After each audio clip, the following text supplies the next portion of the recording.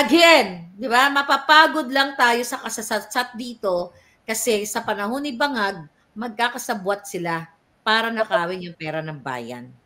Alam mo, ang hirap gumawa ng batas tapos hindi nyo binibigyan ng panahon. Tapos sinasayang nyo lang yung binabayad sa inyo araw-araw sa mga walang kwentang pinag-uusapan. And ang focus nyo, protektahan ang mga convicted criminals. That's true. Ano klase? Yes. Sa tingin nyo, hindi na de-demoralize ang moral ng mga kapulisan sa pinagagawa nyo?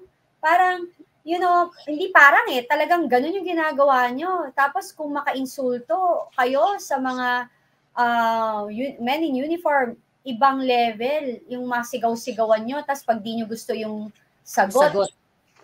Iniinsulto nyo, tapos makasabi kayong sinungaling kayo.